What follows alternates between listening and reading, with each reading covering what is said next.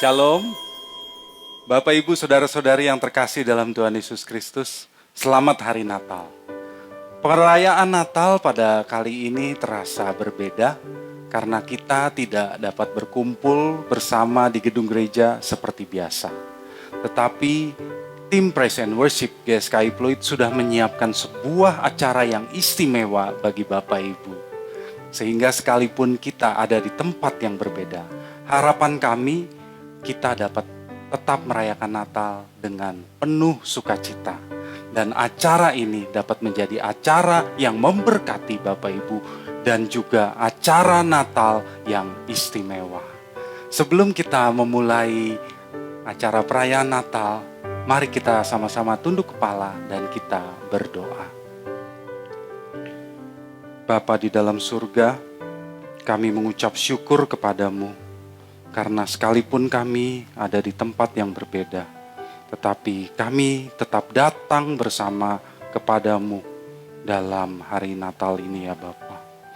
Bapa, ampuni dosa dan kesalahan kami, ampuni ketidaktepatan dan ketidakpatutan kami, supaya kami layak untuk menghadap kehadirat-Mu.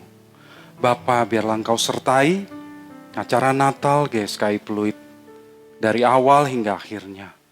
Biarlah puji-pujian yang dinaikkan boleh sampai ke tahta-Mu, dan biarlah firman Tuhan yang akan disampaikan boleh menjadi firman yang berkuasa, memberkati dan mengubah kami semua yang mengikuti acara Natal ini.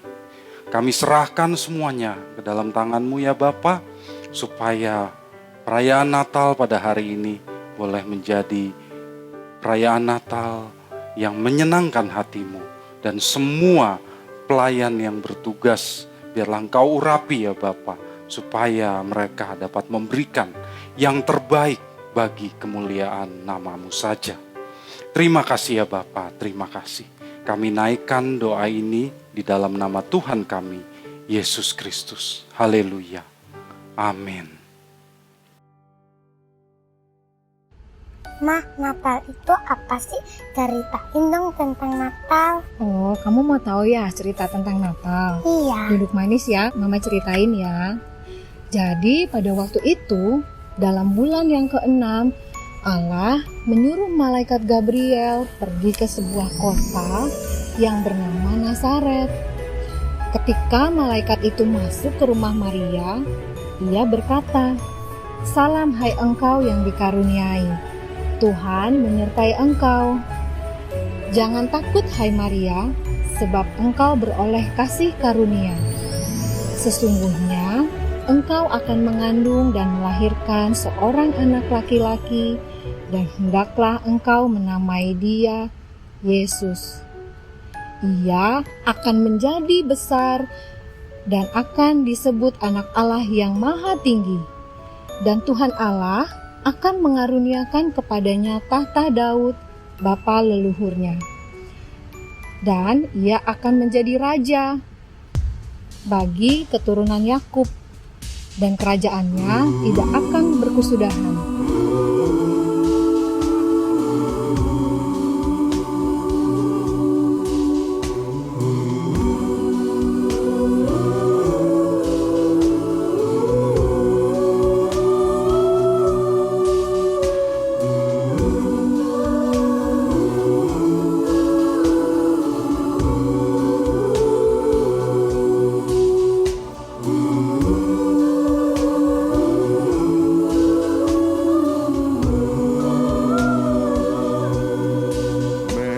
You know that your baby boy would one day walk on water. Mary, did you know that your baby boy will save our sons and daughters? Did you know that your baby boy has come to make you new? This child that you've delivered will soon deliver you.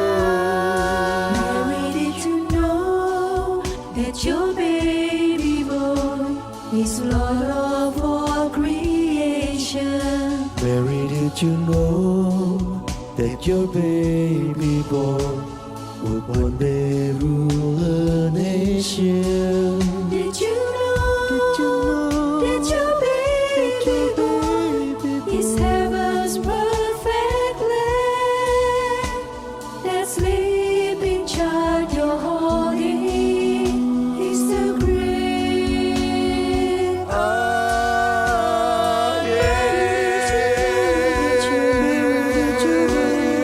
Mary,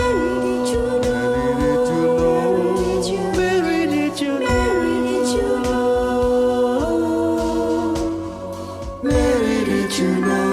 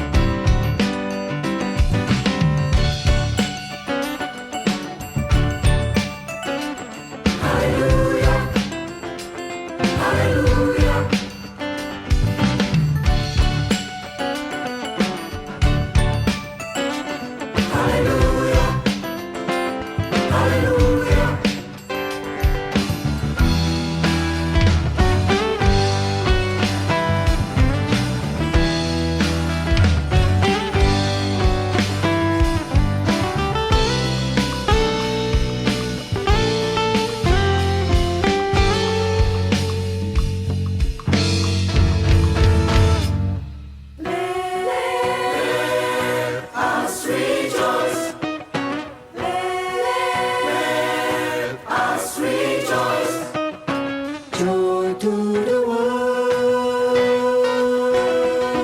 Hallelujah, hallelujah. Joy to the world. Hallelujah, hallelujah. Joy to the world. Hallelujah, hallelujah. Kesukaan bagi dunia menebus datanglah. Beri hatimu kepadanya. Sekalian nyanyilah, sekalian nyanyilah, sekalian orang bernyanyilah.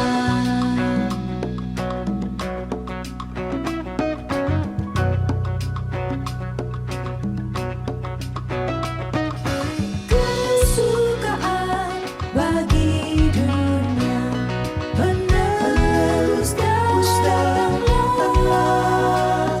Beri hatimu kepadanya.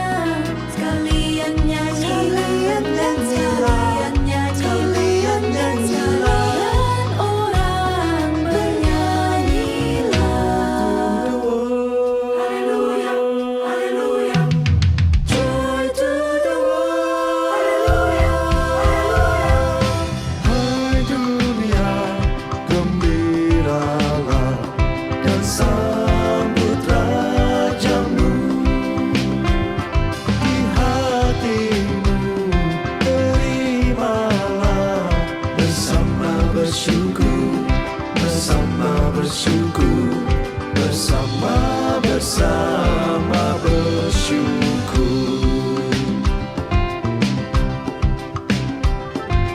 Joy to the world, nyanyilah. Penebusmu datanglah, Joy to the world, nyanyilah. beri hatimu padanya. Joy to the world, nyanyilah. Mari sambut rajamu. Joy to the world, nyanyilah. Di hatimu terimalah.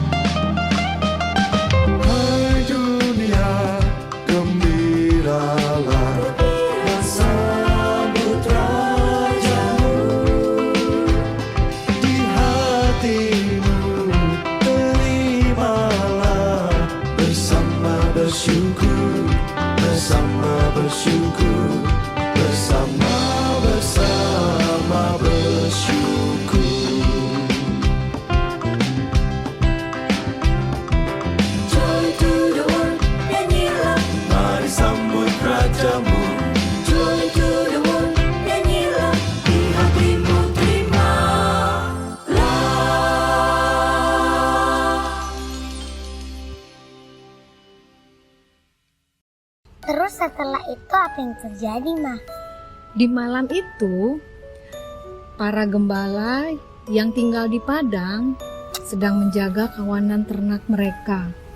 Tiba-tiba datanglah seorang malaikat berdiri di dekat mereka dan berkata, "Jangan takut, sebab sesungguhnya aku memberitakan kesukaan besar bagi dunia. Pada hari ini telah lahir bagimu juru selamat, yaitu Kristus Tuhan di kota Daud. Dan inilah tandanya bagimu. Kamu akan menjumpai seorang bayi yang dibungkus dengan lampin dan terbaring di dalam palungan." Oh, seru ya, Ma. Ceritanya lanjutin lagi dong.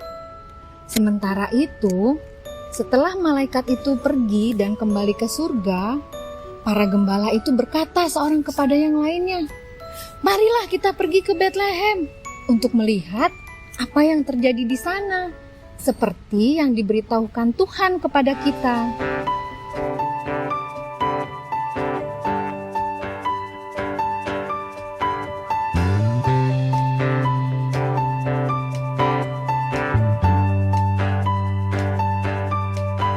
Sembah dan puji Dia, sembah dan puji Dia, sembah dan puji Dia, Sang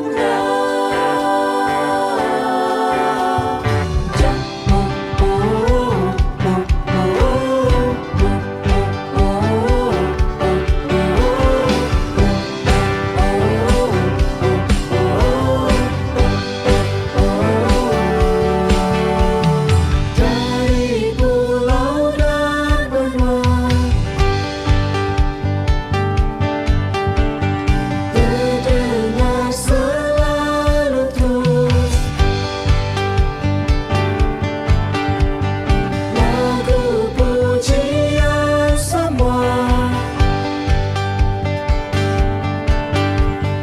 bagi nama penebus.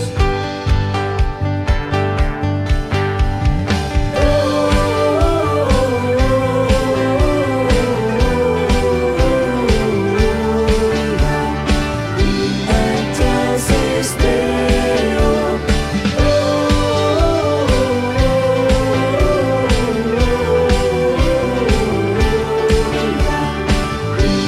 Excelsis Deo.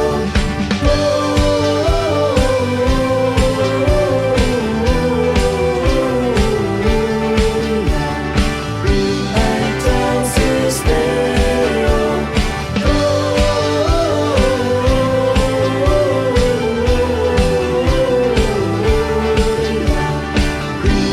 Excelsis Deo.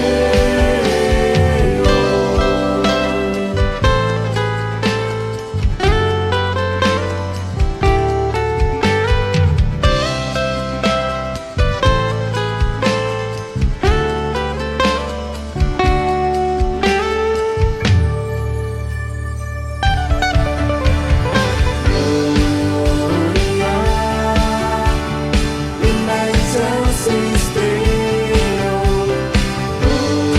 Gloria. Excelsis Deo. Gloria. Excelsis Deo. Gloria. Excelsis Deo.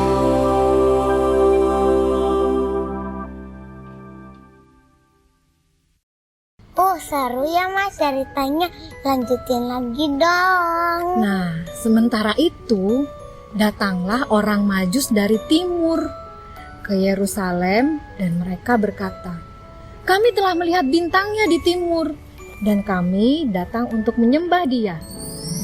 Maka masuklah orang Majus itu ke rumah itu dan dia menemui anak itu bersama dengan Maria ibunya.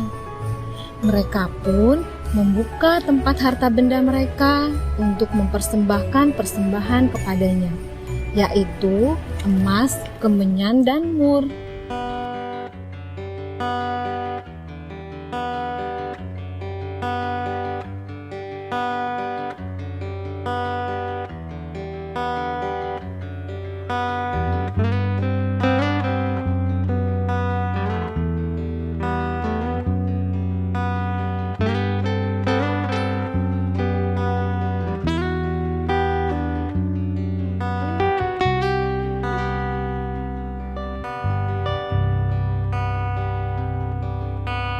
Seperti palungan, layakkanlah hatiku menyambutmu Tuhan. Seperti emas, kemenyan, dan mur, biar hidupku berkenan padamu. Seperti palungan, layakkanlah hatiku menyambutmu Tuhan. Seperti emas, kemenyan, dan mur, biar hidupku berkenan padamu.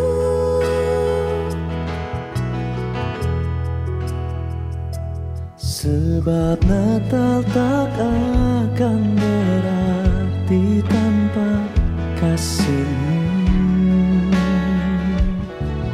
Lahir di hatiku, Hanya bersamamu, Yesusku, rasakan selalu indahnya Natal di hatiku.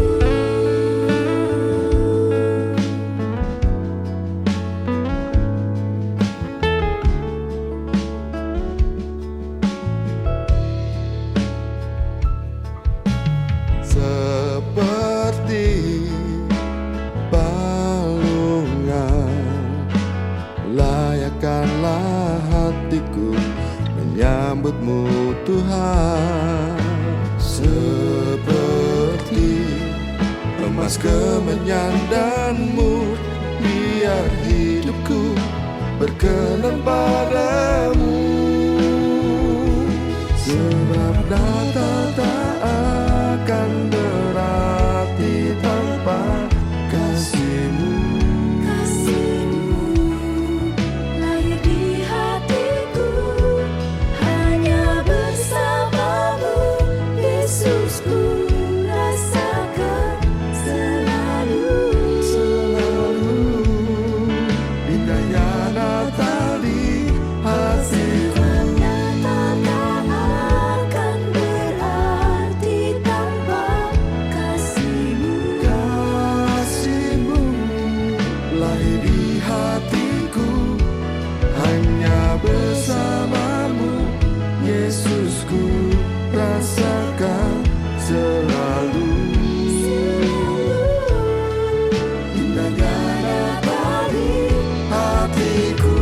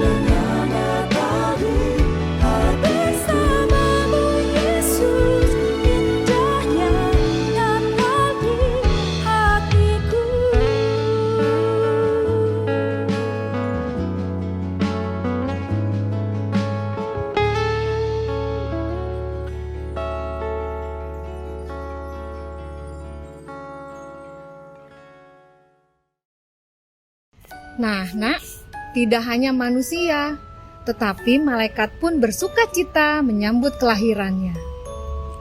Oh, begitu ya, Ma. Tampaklah bersama para malaikat itu, sejumlah besar bala tentara surga memuji Allah. Katanya, kemuliaan bagi Allah di tempat yang maha tinggi, dan damai sejahtera di bumi bagi setiap manusia yang berkenan kepadanya.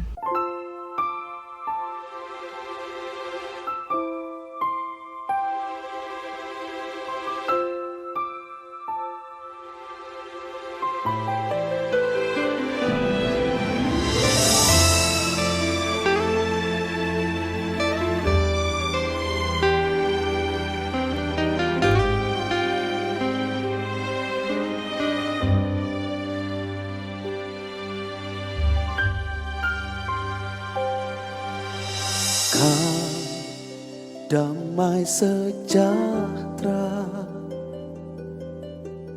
Engkau sukacita jiwa ini. Hidupku bergemar oleh kehadiranmu. Ada kelegaan, ada pemulihan terus.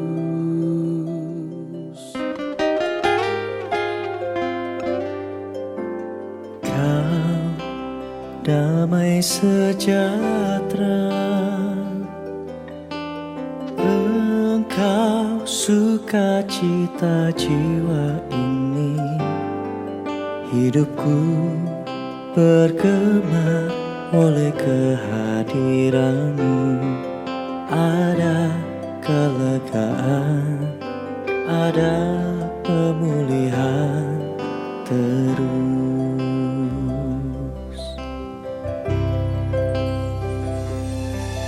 Ku nyanyikan kidungku, korban syukur, bagai pedupaan yang harum tiada putusnya.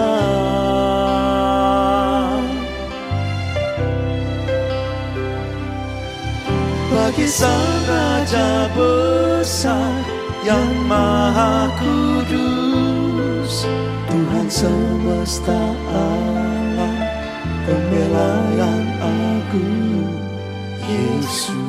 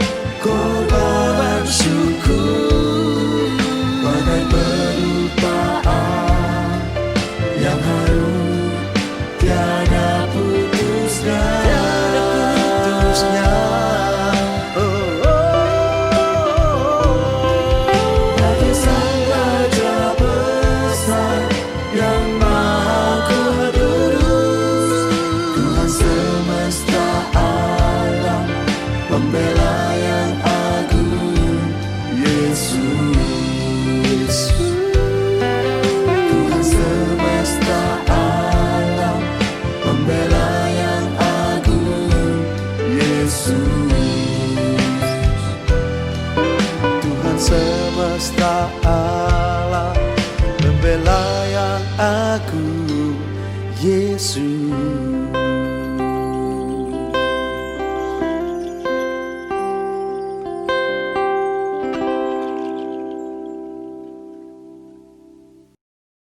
Shalom, Bapak Ibu Saudara-saudari yang dikasihi Tuhan, kita akan mendengarkan firman Tuhan.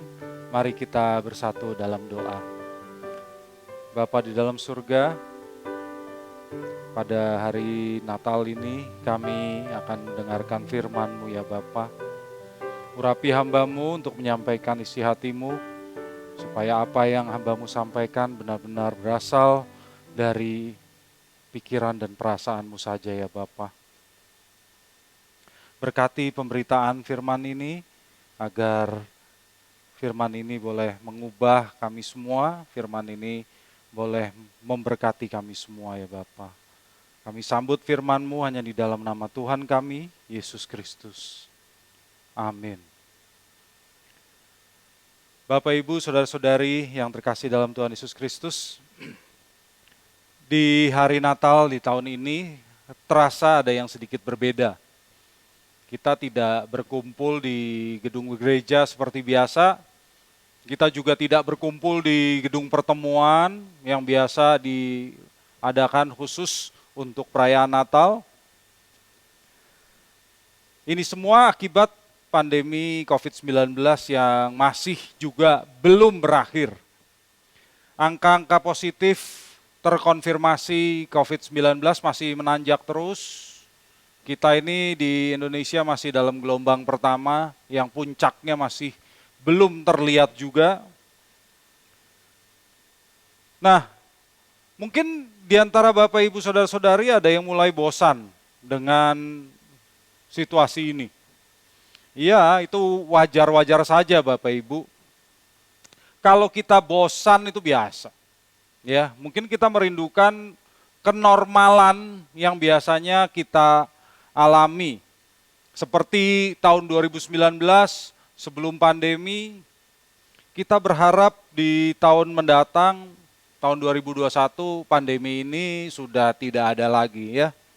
Tapi kalau jujur Bapak Ibu, pasti kita sadar bahwa kenormalan yang dulu kita alami itu mungkin masih lama kembali. Dan mungkin juga tidak pernah kembali lagi. Kebiasaan orang-orang kan sekarang berubah ya Bapak Ibu. Sekarang orang sudah terbiasa dengan 3M. Apa itu? Mengenakan masker, mencuci tangan, dan menjaga jarak. Ada orang yang berkata kepada saya, iya sih Pak 3M, tapi kalau saya tambahin 1 jadi 4M. Apa M yang keempat? Makan-makan katanya. Oh gitu. Ya, kebiasaannya kan dulu makan-makan, jadi wajar ya. Begitulah Bapak Ibu Saudara-saudari. Kita memasuki era yang disebut new normal. Kenormalan baru, adaptasi kebiasaan baru. Maka kita mungkin bertanya-tanya, kapan krisis kesehatan yang mengguncang dunia ini berakhir? Kapan? Sudah banyak yang terdampak. Perekonomian terganggu, bisnis terganggu, pariwisata merosot, tidak sedikit pekerja yang dirumahkan, semua mengalami dampak di tahun ini. Kita menghadapi musuh, yaitu virus kecil yang tidak kasat mata, virus yang tidak kelihatan, yang membuat hidup manusia menjadi tidak damai, tidak tenang, tidak tentram. Belum lagi Bapak Ibu kalau kita melihat di berita, mungkin kita juga cukup khawatir dengan kegiatan kaum ekstremis yang bisa mengancam keutuhan bangsa, mengusik kebebasan beragama. Di luar negeri pun kita lihat ada ketegangan, ya. Di Timur Tengah itu ketegangan masih terus berlangsung, terutama antara Iran dengan Israel, ya, Iran dengan Amerika, ya, kalau di daerah Asia, Amerika juga tegang dengan Korea Utara, dengan Cina, terjadi perang dagang, ya perang dagang itu bisa saja ke depannya meningkat jadi konfrontasi militer, Bapak Ibu.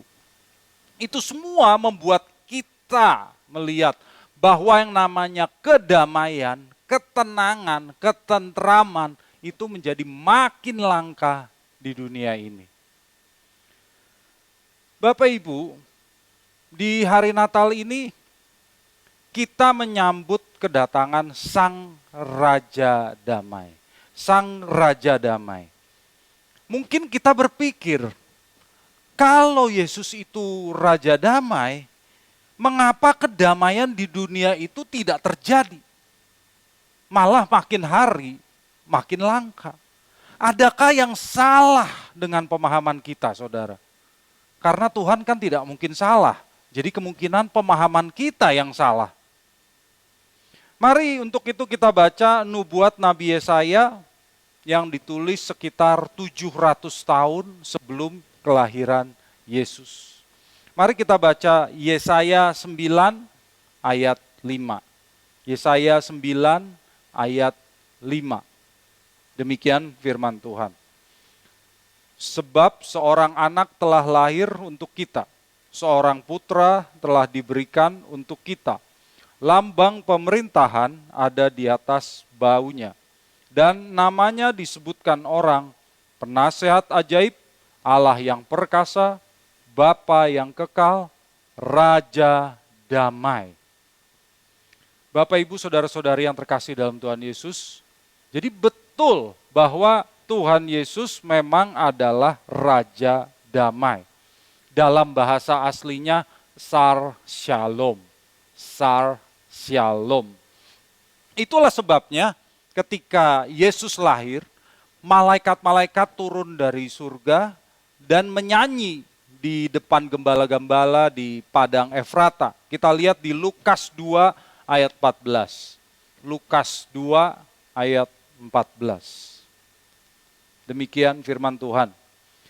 Kemuliaan bagi Allah di tempat yang maha tinggi dan damai sejahtera di bumi di antara manusia yang berkenan kepadanya. Bapak Ibu jangan bingung kalau kita membaca ada kata damai, ada kata damai sejahtera, ya. Jangan bingung, dalam bahasa aslinya sama saja, Bapak Ibu. Nah, apa yang kita pikirkan kalau kita mendengar kata damai atau damai sejahtera? Apa yang kita pikirkan? Apakah kita membayangkan bayi Yesus yang tidur lelap, di sekelilingnya ada gembala-gembala dan orang Majus yang sujud menyembah, demikian juga dengan binatang-binatang ikut bersujud di hadapannya, di hadapan bayi yang kecil yang tidur dengan tenang itu?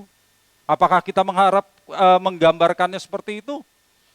Atau mungkin kita membayangkan Yesus yang sudah dewasa, dengan wajah yang lemah lembut, menggendong seekor domba di tangannya.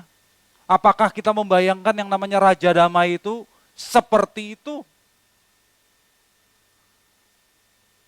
Tapi Bapak Ibu, kalau kita berpikir seperti itu, ya, bahwa Tuhan Yesus membawa keadaan damai di dunia ini, mengakhiri segala perang, segala pertikaian, pertentangan politik.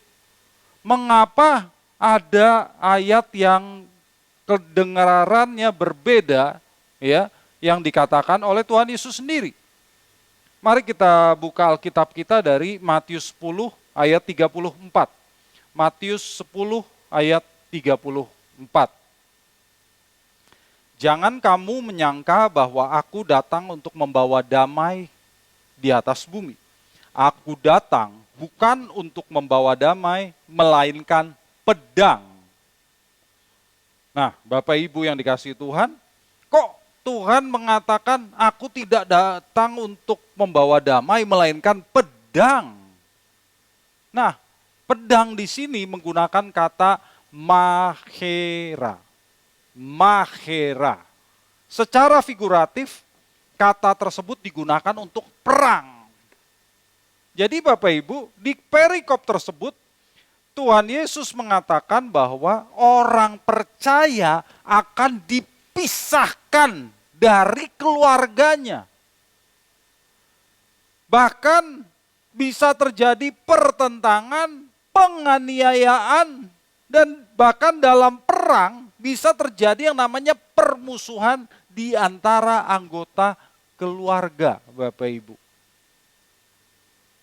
Berarti damai sejahtera yang dibawa Yesus itu bukan berarti diakhirinya peperangan. Bukan. Peperangan akan selalu terjadi. Bahkan sesudah Tuhan Yesus naik ke surga, sampai dia datang kembali, itu bisa terjadi terus dan bahkan bisa lebih besar dibandingkan sebelum zaman Yesus.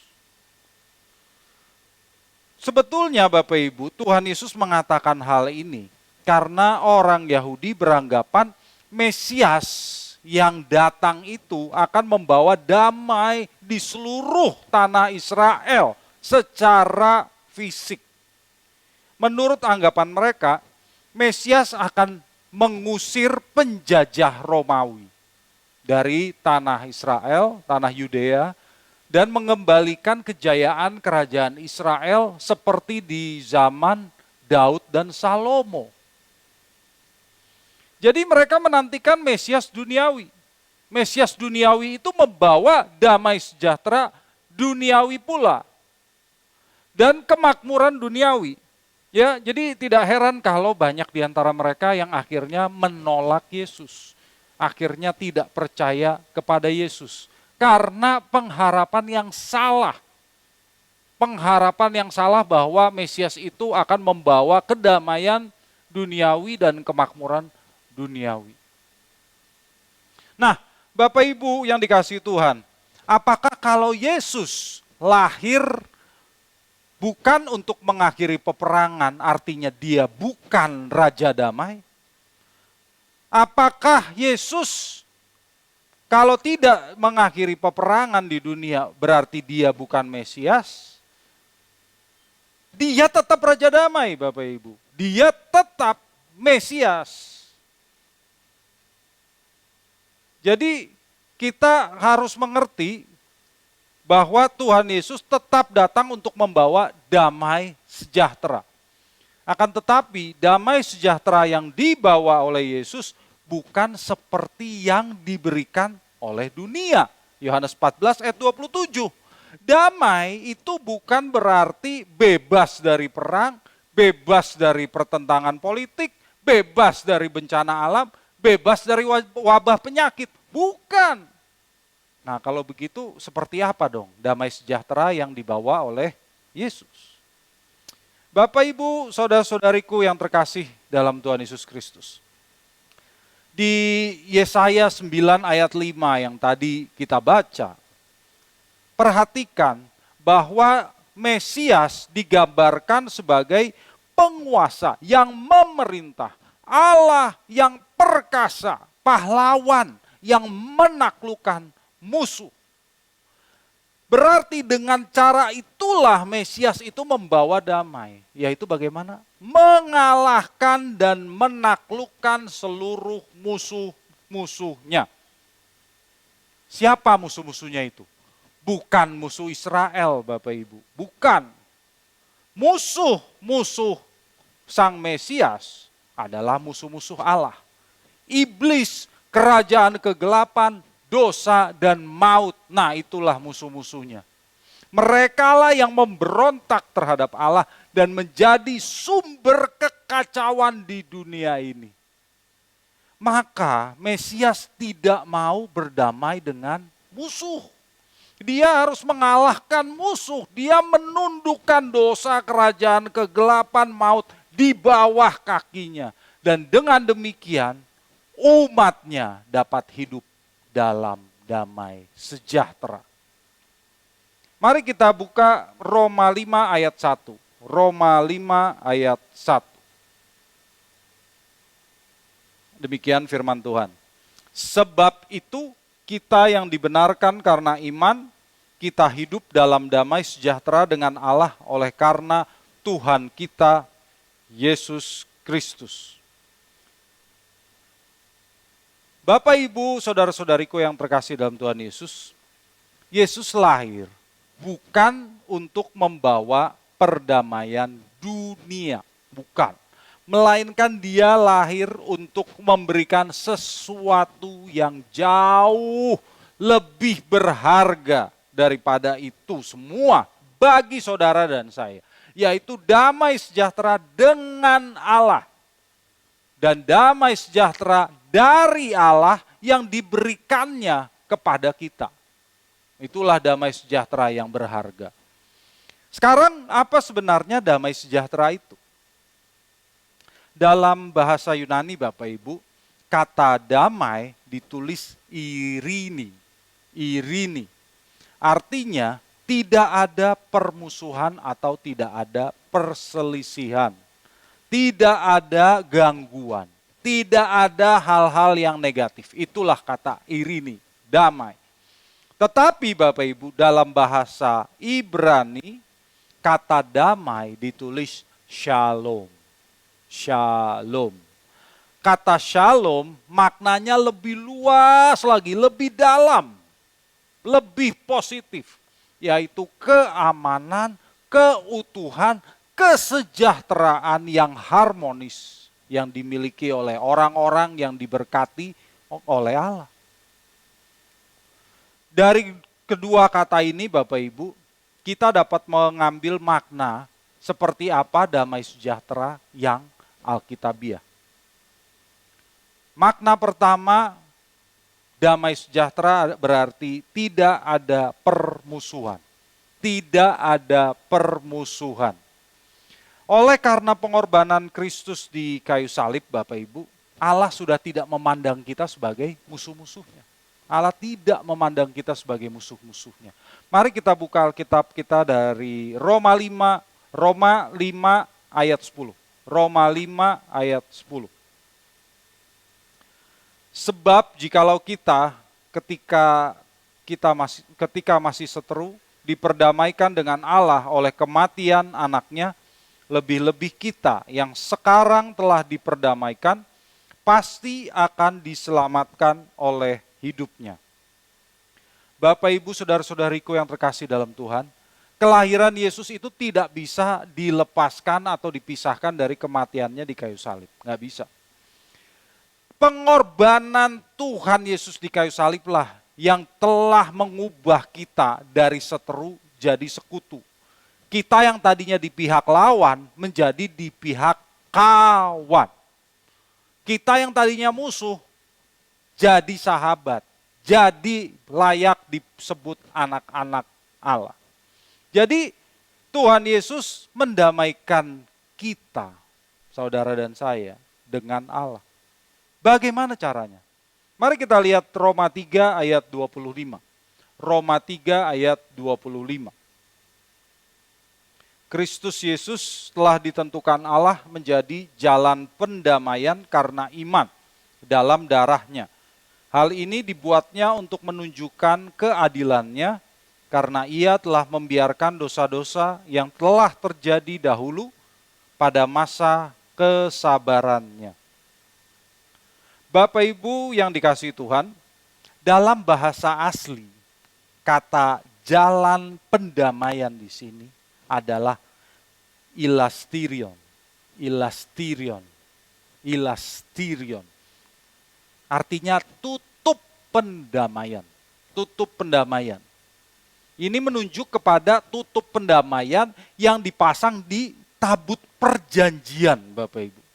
Kalau Bapak Ibu lihat di perjanjian lama, Tuhan memerintahkan bangsa Israel untuk membuat tabut perjanjian. Di atasnya itu terdapat dua makhluk surgawi yang disebut kerub, ya, yang terbuat dari emas. Nah, tutup yang ada kerubnya itulah yang namanya ilasterion. Setelah manusia jatuh ke dalam dosa, Bapak Ibu, manusia itu jadi musuh Allah. Allah yang kudus tidak berkenan lagi menemui manusia yang kotor. Itulah sebabnya Allah membuat peraturan dalam perjanjian lama mengenai ritual hari raya pendamaian atau Yom Kippur. Yom Kippur. Satu-satunya hari dalam setahun saat Allah berkenan untuk turun menjumpai manusia. Nah, Bapak Ibu, setiap hari Yom Kippur, imam besar atau Kohen Gadol masuk ke ruang Maha Kudus di Bait Allah untuk bertemu dengan Allah. Nah, si imam besar ini akan mengenakan pakaian upacara kudus. Ya, di bawah jubahnya itu ada 72 lonceng kecil. Yang kalau dia bergerak, lonceng-lonceng itu berbunyi supaya orang mendengar, oh, imam lagi bergerak. Ya, di talinya, di kakinya diikatkan tali, Bapak Ibu. Diikatkan tali yang panjang. Jadi supaya kalau si imam besar sedang di ruang Maha Kudus, kan kedengeran kalau dia bergerak ada lonceng-lonceng yang berbunyi. Tetapi kalau tiba-tiba lonceng itu berhenti, pep, wah, orang di luar tahu, wah, imam besarnya mati. Ya udah, mereka tinggal tarik pakai tali, ya, karena imam besarnya mati. Kok bisa mati? Oke, nanti kita lihat seperti apa. Jadi begini Bapak Ibu, apa yang harus dilakukan oleh si imam besar? Imam besar itu pertama harus masuk ke ruang kudus, membawa arang panas untuk ditaruh di altar dupa, untuk membuat asap yang banyak. Ya, asap di ruang kudus, bukan di ruang Maha Kudus ya, ruang kudus dulu, supaya banyak asap, ya. Kemudian dia keluar, dia berdoa, dia keluar, lalu mencuci tangan, cuci kaki. Kemudian dia mengambil darah anak lembu, ya, lalu masuk ke ruang Maha Kudus. Dia memercikkan darah itu sekali ke atas tutup pendamaian dan 7 kali di depan tabut perjanjian untuk pengampunan dosa si imam besar. Lalu waktu dia keluar dari ruang Maha Kudus, itu dia harus mundur. Tidak boleh membalikan badan, harus mundur. Sesudah itu apa yang dia lakukan? Dia keluar, cuci tangan lagi, cuci kaki lagi, dia sembelih domba jantan, darah dombanya dia ambil, dia percikan darah itu ke atas tutup pendamaian lagi sekali dan 7 kali di depan tabut perjanjian untuk pengampunan dosa bangsa Israel. Ya, lalu dia keluar lagi dengan mundur. Nggak boleh membelakangi, membalik badan di depan tabut perjanjian. Nah, Bapak Ibu, tahta Allah itu adanya di tengah 2 kerub itu. Itulah tahta Allah. Kalau Allah hendak menyampaikan perintahnya atau kehendaknya kepada manusia, maka dia akan menyampaikannya dari sana. Ya, di antara 2 kerub itu bisa muncul cahaya yang namanya cahaya Shekinah. Itulah kehadiran Allah. Dia akan berbicara dari sana. Hadirat Allah itu akan ada di antara 2 kerub. Meskipun yang namanya imam besar tidak akan berani memandang, melihat langsung kepada Shekinah itu. Nggak akan berani imam besar. Nah, Bapak Ibu, setelah ritual itu dilakukan, baru Allah berkenan bertemu dengan sang imam besar yang mewakili seluruh bangsa Israel. Kalau imam besarnya nggak kudus, atau kalau dia melakukan ritual itu dengan salah, maka dia mati. Ya langsung mati. Nah, Bapak Ibu, si imam besar itu kalau mati ya udah tinggal ditarik sama orang dari luar. Ya, ada talinya kan. Bangsa Israel tidak bisa menemui Allah yang kudus tanpa mengikuti proses ritual dan pengorbanan. Nggak bisa Bapak Ibu. Ini loh yang diubah oleh Tuhan Yesus dalam perjanjian baru. Mari kita lihat Ibrani 9 ayat 12 sampai 14. Ibrani 9 ayat 12 sampai 14. Demikian firman Tuhan. Dan ia, Yesus, telah masuk 1 kali untuk selama-lamanya ke dalam tempat yang kudus, bukan dengan membawa darah domba jantan dan darah anak lembu, tetapi dengan membawa darahnya sendiri. Dan dengan itu ia telah mendapat kelepasan yang kekal. Sebab jika darah domba jantan dan darah lembu jantan dan percikan abu lembu muda menguduskan mereka yang najis sehingga mereka disucikan secara lahiriah, betapa lebihnya darah Kristus yang oleh roh yang kekal telah mempersembahkan dirinya sendiri kepada Allah sebagai persembahan yang tak bercacat, akan menyucikan hati nurani kita dari perbuatan-perbuatan yang sia-sia, supaya kita dapat beribadah kepada Allah yang hidup. Bapak, Ibu, saudara-saudariku yang kekasih di dalam Tuhan, dalam pengorbanan Tuhan Yesuslah yang menjadi imam besar. Tetapi imam besarnya bukan membawa darah domba jantan dan darah anak lembu, melainkan darahnya sendiri. Nah, karena itu Bapak Ibu, Yesus bisa menjadi pengganti tutup pendamaian yang kalau di perjanjian lama harus diperciki darah setahun sekali. Karena Yesus mempersembahkan dirinya oleh roh yang kekal, maka darah yang ditumpahkan Yesus di kayu salib itu menjadi tanda yang kekal, yang tidak perlu diperciki setiap tahun. Itulah yang membedakan. Dengan cara itulah kita diperdamaikan dengan Allah. Kita tidak butuh tutup pendamaian yang diperciki darah setiap tahun. Tidak perlu lagi. Allah tidak melihat dosa-dosa kita sebagai penghalang untuk kita berjumpa dengan Allah. Sebab dengan penebusan yang dilakukan oleh Tuhan Yesus, Dia mengangkut dosa-dosa kita. Oleh pendamaian yang dilakukan oleh Tuhan Yesus, maka saat kita menemui Tuhan, menemui Bapa, Bapa melihat darah anaknya. Jadi dosa kita yang tadinya menghalangi itu sudah dikalahkan oleh Yesus. Tuhan Yesuslah yang menjadi tutup pendamaian. Sehingga Allah tidak lagi memandang kita sebagai musuh. Dan Dia berkenan untuk kita temui Bapak Ibu. Itulah pemulihan hubungan antara Allah sebagai Bapa dan kita sebagai anak-anaknya.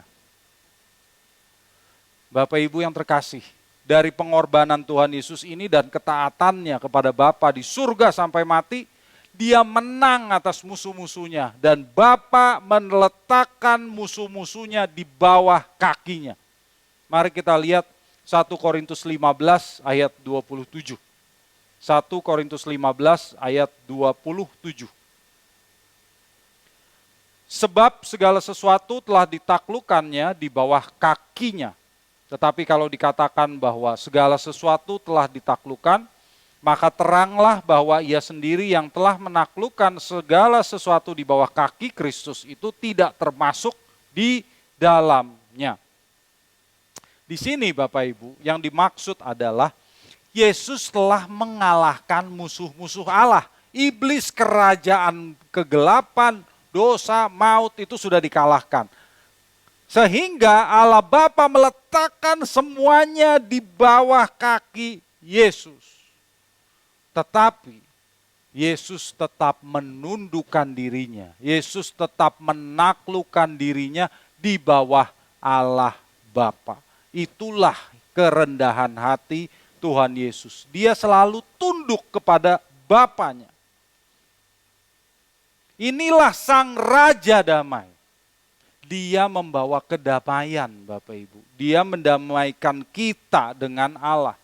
Musuh-musuh yang mengganggu pendamaian itu dikalahkan oleh Tuhan. Sehingga kita tidak terhalang lagi untuk bersekutu dengan Allah. Tidak ada halangan karena musuh-musuh yang menghalangi itu sudah ditaklukkan. Kalau demikian apalagi yang menghalangi Bapak Ibu untuk mengalami perjumpaan pribadi dengan Allah? Apalagi? Apalagi yang membuat Bapak Ibu tidak mau membangun hubungan yang harmonis dengan Bapa? Yesus sudah mengalahkan penghalang-penghalang itu dan selanjutnya kitalah yang harus datang kepada Bapa dengan kekudusan hati dan rasa hormat kepadanya. Jadi bayangkan aja seperti imam besar yang masuk ke ruang Maha Kudus dengan gemetar. Pasti gemetar, dia takut. Sedikit salah mati dia. Tapi Bapak Ibu, puji Tuhan. Sekarang kita tidak harus gemetar seperti itu. Karena Allah tidak sembarangan membunuh kita, enggak dengan mudah dia membunuh kita. Kalau kita ada kesalahan, kita datang kepadanya, kita mohon ampun dan Bapa di surga akan mengampuni Bapak Ibu. Dia Allah yang mengampuni, dia Allah yang penuh kasih. Kita dapat meminta ampun secara langsung kepada Bapa. Itulah sebagai hasil dari pengorbanan Tuhan Yesus. Tapi jangan kalau kita diampuni lalu kita hidup seenaknya. Jangan ya, itu berarti kita tidak menghargai apa yang dilakukan oleh Yesus. Ingat apa yang tadi dikatakan oleh malaikat-malaikat kepada gembala. Damai sejahtera di bumi di antara manusia yang berkenan kepadanya. Jadi damai sejahtera itu hanya akan kita alami apabila kita dikenan oleh Allah. Nah, Bapak Ibu yang dikasihi Tuhan, makna damai sejahtera yang kedua adalah kesejahteraan yang harmonis. Kesejahteraan yang harmonis. Inilah makna dari kata shalom. Shalom. Konsep shalom ini dapat dijelaskan ya, saya ambil dari tulisan teolog Amerika Cornelius Plantinga. Shalom adalah seperti ini ya. Tenunan bersama dari Allah, manusia dan segala ciptaan dalam keadilan, kepenuhan dan kesukaan. Kita menyebutnya damai sejahtera. Tetapi shalom berarti sesuatu yang lebih daripada keadaan ketenangan pikiran atau gencatan senjata di antara musuh. Dalam Alkitab, shalom berarti kesuburan universal, keutuhan dan kesukaan. Suatu keadaan yang kaya di mana kebutuhan alami terpenuhi dan karunia alami dimanfaatkan sebagaimana mestinya. Suatu keadaan yang menginspirasi kekaguman yang penuh sukacita, manakala Sang Pencipta dan Juru Selamat membuka pintu dan menyambut makhluk-makhluknya yang dikenannya. Shalom dengan kata lain adalah keadaan yang semestinya. Jadi kalau disingkat shalom itu artinya keadaan yang semestinya. Rancangan Allah semula saat Dia menciptakan alam semesta ini. Itulah shalom. Itulah yang dibawa oleh Kristus dengan kedatangannya ke dunia ini Bapak Ibu. Tuhan ingin memulihkan keadaan yang semestinya itu. Dia ingin membawa kita untuk terlibat di dalamnya. Dan karena itulah Kristus menyelamatkan kita. Agar kita dapat dikembalikan kepada rancangan Allah yang semula. Puji Tuhan Bapak Ibu. Dan tentu shalom ini tidak hanya terjadi nanti pada saat Tuhan Yesus datang kembali untuk kedua kalinya. Bukan terjadi nanti pada saat Dia turun kembali ke dunia menjemput saudara dan saya untuk bersama-sama dengan Dia di langit baru dan bumi baru. Betul, itulah penggenapan sempurna dari shalom. Akan tetapi pendamaian yang dibawa oleh Kristus dapat juga kita alami hari ini Bapak Ibu. Bukan nanti, hari ini Allah sudah berkenan untuk kita temui. Oleh karena itu shalom dapat kita alami. Bagaimana caranya? Membangun hubungan yang harmonis dengan Allah Bapa. Dan selanjutnya terserah kita. Mau enggak kita bersekutu dengan Allah? Mau enggak kita datang kepada Dia? Dia hidup, Dia nyata, Dia dapat dialami Bapak Ibu. Kita bisa datang kepada Allah tanpa takut mati seperti imam besar di perjanjian lama. Tapi ya dengan hormat kita tetap harus datang kepadanya. Dia Allah yang tidak berubah. Dia tetap Allah yang berkuasa, yang harus kita hormati dengan takut dan gentar. Nah Bapak Ibu saudara-saudari yang dikasihi Tuhan, kalau kita mempunyai persekutuan yang harmonis dengan Allah, maka kehidupan kita sehari-hari pun pasti akan berubah. Apapun yang dikehendaki Tuhan, kita lakukan. Kita bersedia melayani Tuhan dengan apapun yang dipercayakannya kepada kita. Segala apa yang ada pada kita, baik uang, waktu, tenaga, kemampuan, potensi, tanpa batas. Tentu Bapak Ibu, pelayanan ini juga kita lakukan bukan hanya dalam lingkungan gereja, tetapi dalam kehidupan kita sehari-hari. Dan hasilnya kita akan memiliki shalom itu dalam hati kita. Ketenangan dalam hal apapun, dalam menghadapi apapun, termasuk dalam keadaan krisis, termasuk dalam keadaan krisis akibat pandemi, termasuk karena resesi, semua itu.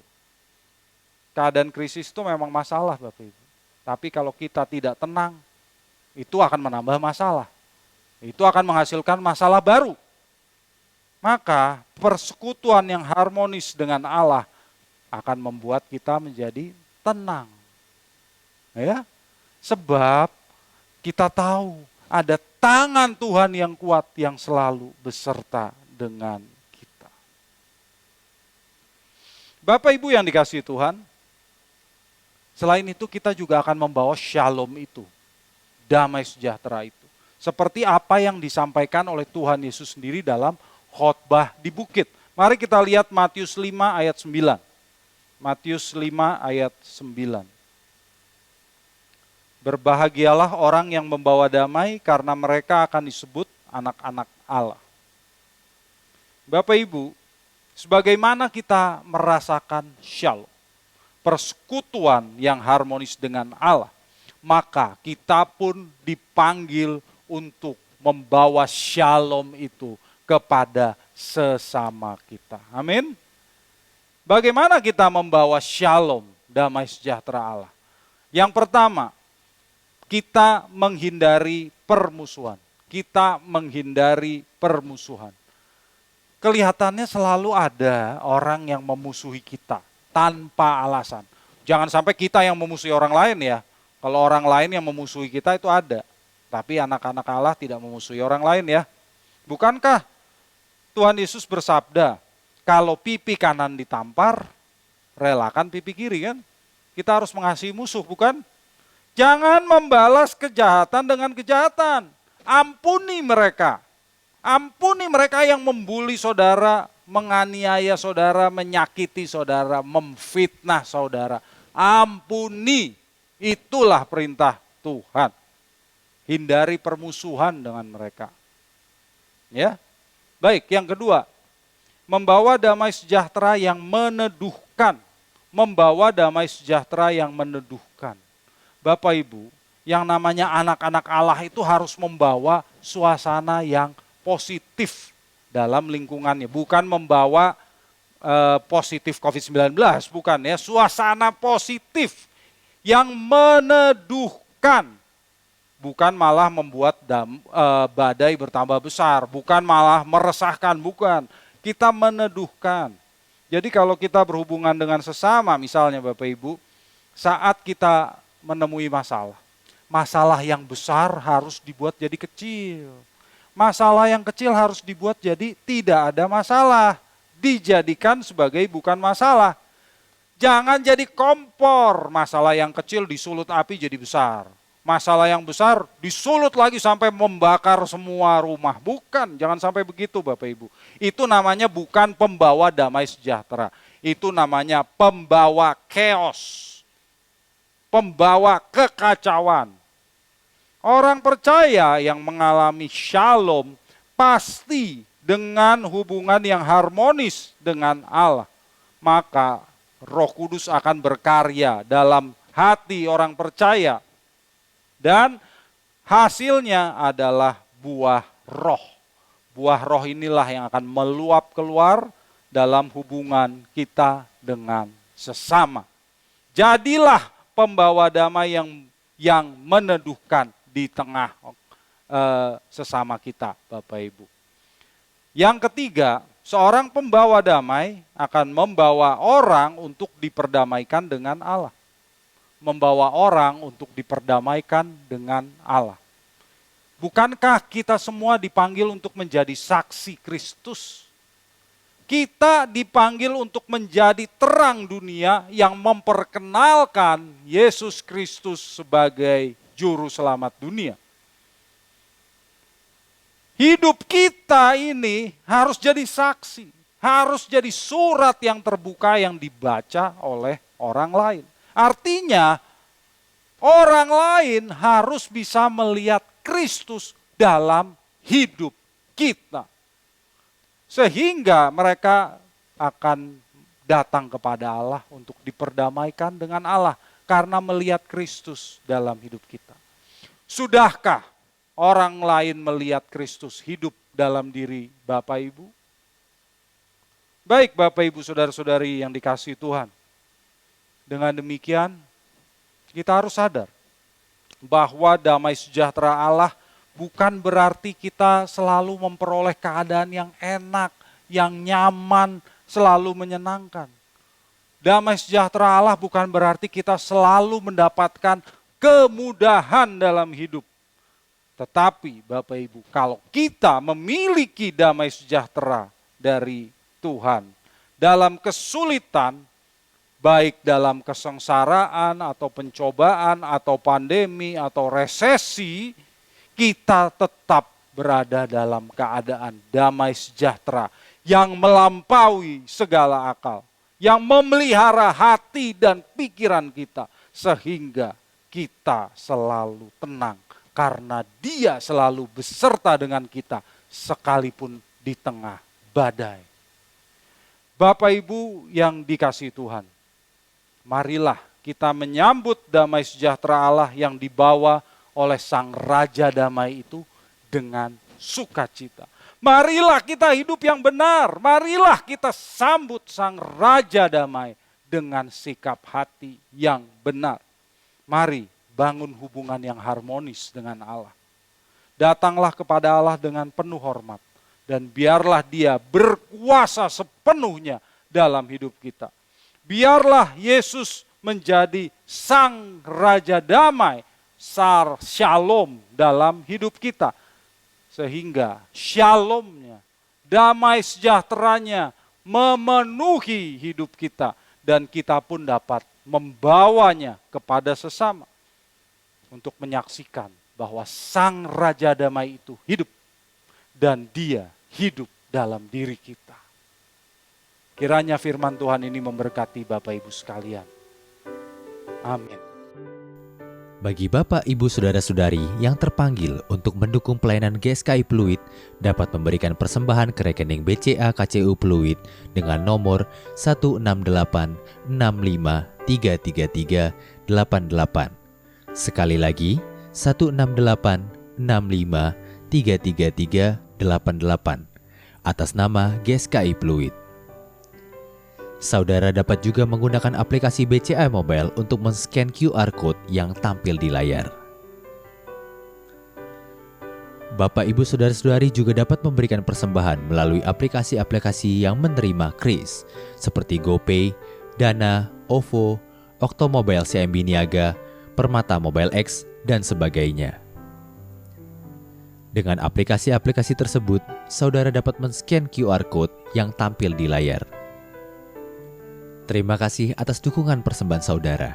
Tuhan Yesus memberkati.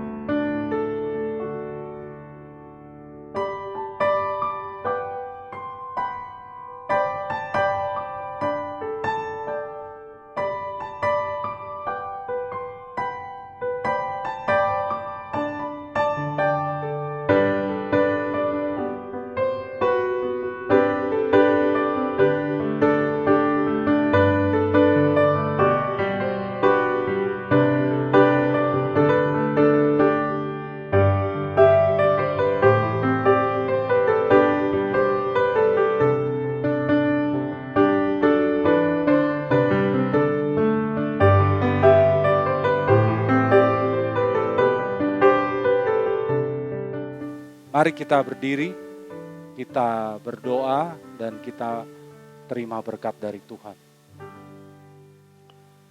Bapa di dalam surga, kami bersyukur atas anugerah-Mu yang demikian besar atas hidup kami.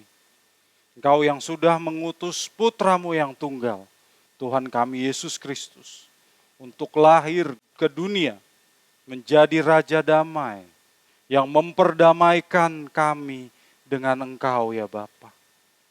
Dan kami juga mau membawa damai itu, damai sejahtera-Mu kepada sesama kami. Kami mau Bapa menjadi pembawa damai sejahtera di tengah dunia ini.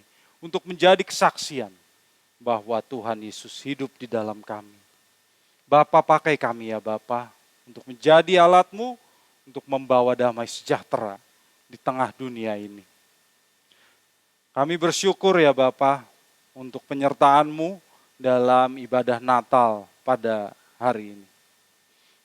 Kami bersyukur atas persembahan yang dibawa oleh anak-anak-Mu. Berkatilah anak-anak-Mu ini ya Bapa dengan berkat jasmani, berkat rohani. Cukupi kebutuhan mereka dan biarlah Engkau terus beserta dengan mereka. Sehingga sekalipun dalam keadaan situasi pandemi yang masih belum berakhir ini, mereka dapat merasakan ada tangan-Mu yang kuat yang selalu beserta dengan mereka, menjaga, melindungi mereka, bahwa Engkaulah satu-satunya perlindungan kami ya Bapa. Bapa di dalam surga, sertailah kami dalam kehidupan kami, supaya kehidupan kami boleh menjadi saksi-Mu, menjadi saksi bahwa Raja Damai itu hidup di dalam kami, dan kami membawa damai sejahtera dalam kehidupan kami, sehingga hidup kami makin lama makin menyenangkan hati-Mu, dan makin lama kami makin berkenan kepadamu.